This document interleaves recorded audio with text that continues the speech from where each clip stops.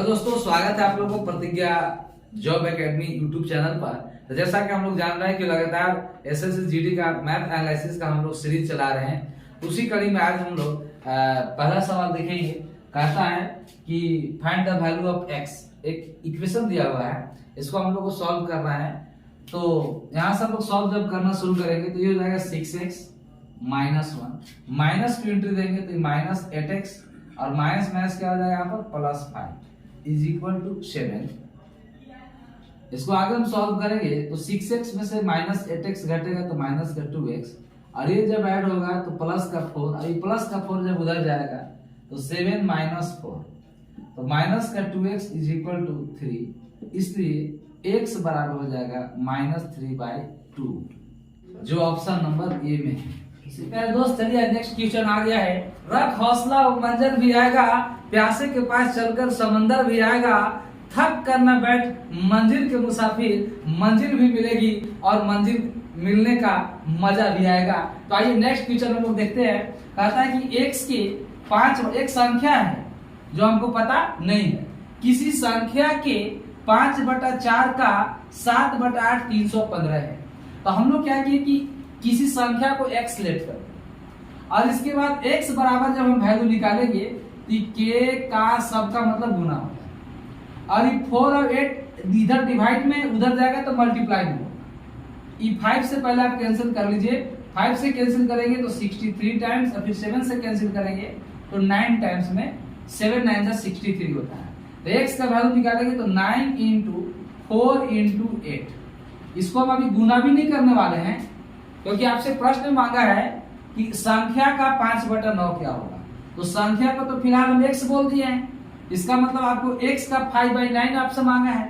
तो x के जगह पर हम क्या बैठाएंगे, x जगह पर 9 × 4 × 8 और इसका x का मैंने फिर गुना होगा और 5/9 मांगा है तो 5/9 से 9 कैंसिल होगा। 5 4 जा 20 × 8 मल्टीप्लाई करोगे तो 160 पाओगे जो आपका ऑप्शन नंबर डी में है। तो आइए फिर दोस्त नेक्स्ट क्वेश्चन आ गया है। कहता है कि 56 छात्रों का औसत 60 है, इसमें 29 के बजाय 92 अंकों की एक गलत प्रविष्टि शामिल है। मतलब 56 छात्र का औसत निकाला गया था तो औसत 60 आया था। 56 छात्र के अंक में एक छात्र का औसत अंक 29 आया था। सही में 29 अंक था लेकिन गलती से 92 अंक लिखा गया। तो सीधा सी बात है, सही लिखा था तो औसत 60 से कुछ कम आता क्योंकि रियल मायने में उसका 29 नंबर था, लेकिन वो मिस्टेक से क्या लिख दिया, 92 अंक लिख दिया। मतलब कि वो क्या किया है कि कुछ गलत प्रविष्टि ज्यादा कर दिया है। तो कितना ज्यादा किया है, तो हम लोग 92 में से 29 को घटा लेंगे तो 10 और 2 12 में से 9 जाएगा 3 और 8 में से 2 जाएगा 6। 63 अंक जो है एक्स्ट्रा इसमें ऐड है। तो इस 63 के चलते औसत जो है 60 से कम होगा। तो हम लोग फाइनल नया औसत निकालेंगे, त्रुटि रहित औसत निकालेंगे। तो जो कि 63 के चलते औसत कम होगा, यानी पहले से औसत 60 था अब तो 60 से कम होगा। क्यों? क्योंकि इतना अंक उसमें फालतू जोड़ दिया गया था। जब हम 92 के बजाय 29 लिखेंगे तो 63 एक्स्ट्रा है, तो इसके बजाय औसत क्या होगा, 60 से कम होगा। कितना कम होगा, तो यही 63 अंक को फिर इस 56 छात्र में डिस्ट्रीब्यूट किया जाएगा। तो 63 बटा क्या हो जाएगा, 56। इसको हम कैंसिल करेंगे तो 7 × 63 7 × 56 60 माइनस 9/8। इसको हम घटाएं इसको हम डिवाइड करेंगे तो आने वाला है 1.125 और जब 60 में से 1.125 को सब्ट्रैक्ट करेंगे तो आने वाला है 58.875। ऑप्शन नंबर ए में है। ओके दोस्त, चलिए नेक्स्ट क्वेश्चन आ गया है। आप लोग लगातार मेरे साथ प्रैक्टिस सेशन में जुड़े रहें। कभी भी बीच में अगर आप लोग को परेशानी हो तो उसे परेशान ना हो, क्योंकि जो सफर की शुरुआत करते हैं वो मंजिल को पार करते हैं। जो सफर की शुरुआत करते हैं वो मंजिल को पार करते हैं। सिर्फ हौसला बनाए रखिए, मुसाफिरों को तो मंजिल भी इंतजार करते हैं, मुसाफिरों को तो मंजिल भी इंतजार करते हैं। कि 13x² बराबर 17² माइनस 9 का स्क्वायर, तो ये 13x² को हम ऐसे ही रहने देंगे। This is the form of a² minus b²। और हम आप सभी जानते हैं a² माइनस b² बराबर a प्लस b इंटू होता है a माइनस b।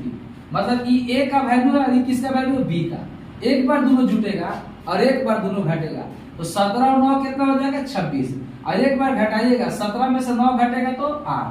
कैंसिल कीजिए, 13 दूनी के 26, तो x² बराबर कितना हो जाएगा, 16। इसलिए x बराबर हो जाएगा 16 का रूट और इसका वैल्यू हो जाएगा +4। अब ऑप्शन नंबर डी में है इस प्रश्न का डी। नेक्स्ट क्वेश्चन आ गया है, कहता है कि एक स्टेशन है और एक स्टेशन से एक मालगाड़ी खुलती है और इस मालगाड़ी के 4 घंटा बाद, ये जो मालगाड़ी है इसके 4 घंटा चलने के बाद, यानी यहां से 4 घंटा चली तो ये मालगाड़ी अब कहां आ गई, यहां।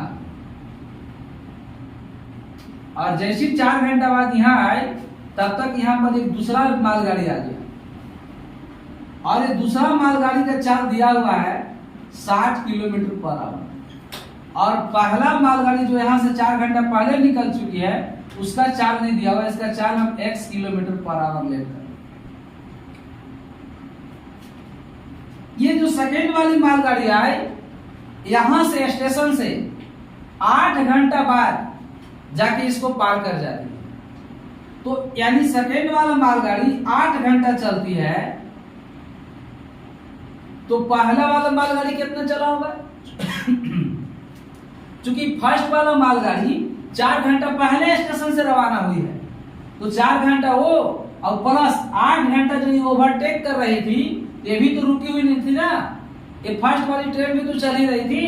तो 4 घंटा ये और 8 घंटा ये सब मिलाकर फर्स्ट वाली ट्रेन टोटल 12 घंटा चली है।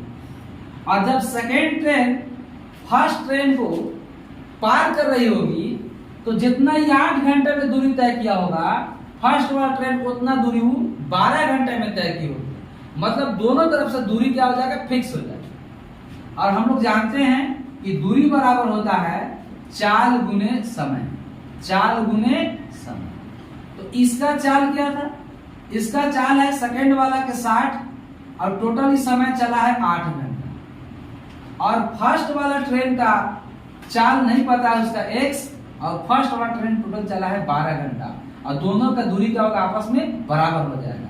तो सॉल्व करिए, 12 पचे 60, तो x बराबर हो जाएगा 40 किलोमीटर पर आवर। मतलब जो ट्रेन पहले हमें से रवाना हुई थी उसका चाल होगा 40 किलोमीटर पर आवर। तो ऑप्शन ए में है। देखो नेक्स्ट क्वेश्चन आ गया है, कहता है कि एक वयस्क का टिकट मूल्य 1000 रुपया है और एक बच्चा का टिकट मूल्य 500 रुपया है। तो पहले कहा कि 17 वयस्क और 5 बच्चा का कुल टिकट हम लोग का मूल्य निकालिए। तो एक वयस्क का मूल्य है 1000 रुपया, तो 17 वयस्क का टिकट का मूल्य 17,000 रुपया हो जाएगा।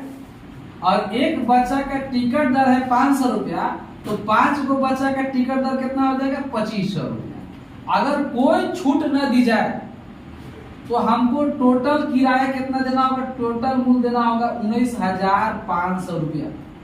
लेकिन वहां पर एक ऑफर चल रहा है कि 2 वयस्क पर एक बच्चा फ्री जाएगा। 2 वयस्क पर एक बच्चा क्या चला जाएगा, फ्री, निःशुल्क जाएगा। तो यहाँ पर चूंकि 17 वयस्क हैं तो यहाँ पर तो कम से कम 8 बच्चा फ्री जाएगा। अगर हम 2-2 का पेयर लगाएंगे तो 8 दूनी के 16, 17 वयस्क पर तो कम से कम 8 बच्चा निःशुल्क जाएगा। जबकि हम बच्चा को लेके जा रहे हैं 5 को, इसका मतलब कि फुल गारंटी है कि 5 बच्चा जा रहा है वो फ्री में जा रहा है। तो एक बच्चा को निःशुल्क, एक बच्चा का टिकट दर कितना, 500 रुपया है, तो 5 बच्चा का टिकट दर कितना है, 2500 रुपया। और ये 2500 हमको क्या मिलेगा, छूट मिलेगा। कितना पर, अगर छूट नहीं मिलता तो हमको 19,500 रुपया देना पड़ता, लेकिन छूट मिलने के चलते 5 बच्चा फ्री में जाएंगे और यही 2500 रुपया हमको एक्स्ट्रा बचत होगा। तो 2500 रुपए के छूट मिला कितना पर, 19,500 पर। परसेंट में चेंज करने के लिए हम लोग 100 से मल्टीप्लाई करेंगे, 00 से 00 कैंसिल, और इसको 5 से भी आप कैंसिल कर सकते हैं 500 बार में, इसको 5 से 39 बार में डिवाइड करेंगे तो आगे से 12.82% आपका ऑप्शन नंबर सी। हर समय बेहतर से बेहतर की तलाश कर, मिल जाए नदी तो समंदर की तलाश कर। हर समय बेहतर से बेहतर की तलाश कर, मिल जाए नदी तो समंदर की तलाश कर। टूट जाते हैं अक्सर शीशे पत्थर से टकराकर, जो तोड़ दे पत्थर को वैसे की तलाश कर, वैसे शीशे की तलाश कर। देखिए सिंपल इंटरेस्ट का सवाल है, कहता है कि एक निश्चित राशि साधारण ब्याज की दर पर 30 वर्षों में स्वयं का 4 गुना हो जाती है, और समान साधारण ब्याज की दर से वह कितने वर्षों में स्वयं का दुगना हो जाए। तो यहाँ पर एक सवाल में खास बात है, यहाँ पर निश्चित दर है। अगर निश्चित दर हो और एक अलग अलग टाइम में अलग अलग मल्टीपल टाइम्स अगर प्रिंसिपल हो जाए, तो उसका एक ट्रिक भी है, n1 - 1 बटा t1 बराबर n2 - 1 बाई t2। और यही अगर समय निश्चित होता तो बटा में r1 और यहाँ बटा r2 हो जाएगा। तो आपसे कहा कि यदि कोई धनराशि 30 वर्षों में 4 गुना हो जाती है, तो टाइम 30 वर्ष, n1 4 गुना दिया है, तो 4 में से 1 कम करेंगे तो 3 हो जाएगा। तो कह रहा है कि कितने वर्षों में दुगना हो जाएगी, यानी n2 के बाद क्वेश्चन में 2 दिया हुआ है, तो 2 में से 1 कम करेंगे तो 1 होगा। इसी को कैंसिल करिए, 3 से 10 टाइम्स में क्रॉस मल्टीप्लिकेशन करेंगे तो t बराबर आएगा 10 इयर्स, जो आपको ऑप्शन नंबर सी में है।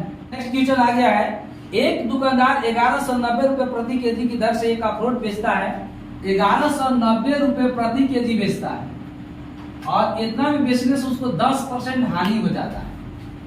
तो 10% हानि, यूं कहिए कि 90 का रिजल्ट है, आप वैसे ही बना सकते हैं, और नहीं तो 10% हानि का मतलब हुआ कि 1/10, और हमेशा हानि या लाभ क्रय मूल्य पर होता है। तो 10 किसका रिजल्ट है, सीपी का। 1 क्या हुआ, हानि, तो इसका एसपी क्या होगा, तो 10 रुपए में खरीदे थे, 1 रुपया हानि पर बेच दिए, तो एसपी हो जाएगा 9। और यहाँ पर एसपी प्रश्न में 1190 दिया हुआ है, मतलब 9 का रिजल्ट क्या है, 1190। तो 1 का रिजल्ट क्या हो जाएगा, 1190 बटा कितना, 9। हमको क्रय मूल्य पहले चाहिए, तभी तो हम लाभ या हानि परसेंट बताएंगे। तो हमको 10 का रिजल्ट चाहिए, हमारा क्रय मूल्य यहाँ पर 10 है, तो 10 का रिजल्ट इसमें हम 10 से मल्टीप्लाई करेंगे, 11 9 पर 00/9, और ये हमारा क्या हो गया, सीपी। अब हमसे यही प्रश्न पूछा है, यानी सीपी हमारा निकल गया 11,900 बटे 9। अब यहाँ से हम बात करने वाले हैं, इस वस्तु का बेचने के लिए कह रहा है एसपी, तो बेचने के लिए कह रहा है कि 1249.5 रुपया में बेचा जाए, 1249.5 रुपया में बेचा जाए, तो आप बताइए कि लाभ अथवा हानि क्या परसेंट हुआ। तो इसमें हम 9 से डिवाइड करके देखेंगे, तो 9 एकम 9, 2 बचेगा, 9 तिया 27, 2 बचेगा, और 9 दूनी 18, 2 बचेगा, 9 दूनी 18, फिर 2 बचेगा, मतलब 1322.22 आएगा। और हम देख रहे हैं कि विक्रय मूल्य मेरा 1249.5 है, और क्रय मूल्य मेरा इतना आ गया। इस सौदा में क्या हो जाएगा, क्योंकि एसपी जो है वो छोटा है सीपी से, तो सौदा में हो जाएगा क्या, हानि। और जब हम लोग हानि परसेंट निकालेंगे, तो हानि परसेंट बराबर होता है हानि बटा क्या, क्रय मूल्य, और गुने कितना, 100। जब आप इसको हानि निकालेंगे तो आप सीपी माइनस एसपी बटा सीपी और गुने 100, जब आप फाइनल कैलकुलेशन करेंगे तो आएगा 5.5% की हानि, जो इस प्रश्न ऑप्शन नंबर बी में। नेक्स्ट प्रश्न आ गया, बहुत ही वीवीआई प्रश्न है। कहता है कि एक व्यक्ति एक वस्तु को 35% लाभ पर बेचता है। करिए क्या कि सीपी हम लोग लेट कर लीजिए 100 रुपये, और कितना लाभ पर बेचता है, लाभ बेचा वो 35% लाभ पर बेचता है, तो उसका एसपी कितना हो जाएगा, 135 रुपया हो जाएगा। जब क्रय मूल्य 100 रुपया है और 35% लाभ पर बेचा, तो कितना एसपी हो जाएगा, 135। अब वहां से क्या कर रहा है, वो सपना देखना शुरू कर दिया, काश हम ऐसे कम में खरीदते, ऐसे बेचते। ऐसे सवाल बहुत बीबीआई है।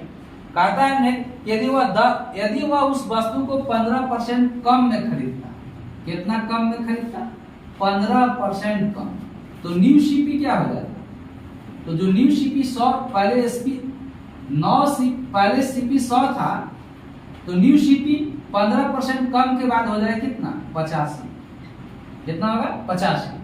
100 में 15% कम करेंगे तो 85 है। तो कह रहा है अब 32 रुपए कम में बेचता तो 40% का लाभ होगा, यानी 85 में खरीदता तो लाभ उसको क्या परसेंट होता है, 40%। तो हम लाभ निकालेंगे तो 85 गुने 40/100, 0 से 0 कैंसर, 2 दूनी के 4 और 2 बचे 10 और 5 से काटिएगा 17 बार में, 7 दूना कितना हो जाएगा, 34, यानी 85 पर 34 लाभ हो जाएगा। कैसे, जब हम विक्रय मूल्य निकालेंगे तो 5 4 9 और 8 और 3 कितना होगा, 11, मतलब 119 में बेचेगा। तो कह रहा कि 32 रुपए कम में बेचता, तो यहां से यहां तक का डिफरेंस कितना हो गया, यहां से यहां तक का डिफरेंस देख रहा है कि 16 है, और प्रश्न में आपको दिया हुआ है कि नहीं 32 रुपया कम में बेचा गया। ये दोनों एसपी में, ये भी तो एसपी है, दोनों एसपी में अंतर कितना का है, 16 का। प्रश्न दिया है 32 रुपया का, तो 16 का रिजल्ट कितना हो गया, 32, तो एक का रिजल्ट का हो गया 2 रुपया। और आपसे क्वेश्चन पूछा है कि वस्तु का क्रय मूल्य बताइए, तो 100 है हमारा क्रय मूल्य, एक का रिजल्ट 2 हो गया, तो 100 का रिजल्ट 100 गुने 2, जो 200 रुपया इस वस्तु का क्रय मूल्य होगा, जो ऑप्शन नंबर बी में। नेक्स्ट क्वेश्चन है, कहता है कि अमल भैरव से 5 गुना अधिक अच्छा कर्मचारी है। अमल जो है भैरव से 5 गुना अच्छा कर्मचारी है। अगर भैरव काम क्षमता 1 मान ले, तो अमल 5 गुना, 1 का 5 गुना का हो जाएगा 5, तो ये क्या हो गया, क्षमता का अनुपात हो गया। और हम लोग जानते हैं कि क्षमता का जस्ट उल्टा समय का अनुपात होता है, क्योंकि जो किसी काम को, जिसका क्षमता ज्यादा होगा उस काम को करने में कम समय लगेगा, और जिसका कम क्षमता है उस काम को करने में ज्यादा समय लगेगा। तो क्षमता और समय में इनवर्सली रिलेशन होता है, जस्ट उल्टा रिलेशन होता है। तो दोनों का समय का अनुपात हो गया कि अगर भैरव किसी काम को करने में 5 दिन ले रहा है, तो अमल जो है 1 दिन ले रहा है, तो आंख से देख रहा है कि यहाँ कमी कितना पड़ रहा है, 4 का, अंतर कितना का है, 4 यूनिट का। लेकिन प्रश्न में दिया हुआ कि नहीं, ये 4 यूनिट 48 दिन के बराबर है। तो 1 यूनिट का रिजल्ट क्या हो जाएगा, 1 यूनिट रिजल्ट होगा 48/4, मतलब 12 दिन। तो यहां से हम लोग अमल पूरा काम करेगा 1 का रिजल्ट 12 दिन, और भैरव पूरा काम करेगा 5 के रिजल्ट 12 गुने 5, मतलब कितना, 60। अब ये सवाल ये पूछा है कि अमल और भैरव एक साथ मिलकर उस काम को कितना दिन में समाप्त करेंगे। यहाँ से टोटल वर्क आसानी से आप निकाल सकते हैं। अमल समय लिया है 12 दिन और अमल का क्षमता है 5, तो टोटल वर्क 12×25 60। या भैरव समय लिया है 60 दिन और भैरव का क्षमता है 1, तो हम ये दोनों को भी गुना करेंगे तो टोटल वर्क निकलेगा, और ये दोनों को भी गुना करेंगे तो टोटल वर्क निकलेगा। तो अमल प्लस भैरव द्वारा लिया गया समय क्या होगा, तो समय बराबर होता है काम बटा क्षमता। तो काम टोटल कितना हो जाएगा, 12×25 60 ऐसे लिखिए, चाहे 60 है कम 60 ऐसे लिखिए, बटा क्षमता। चूंकि दोनों के द्वारा समय मांगा है तो हम लोग दोनों के क्षमता से डिवाइड करेंगे। तो ये दोनों का क्षमता 5 है 6 है, 6 से डिवाइड करेंगे, जो 10 दिन आएगा, जो ऑप्शन नंबर डी में है।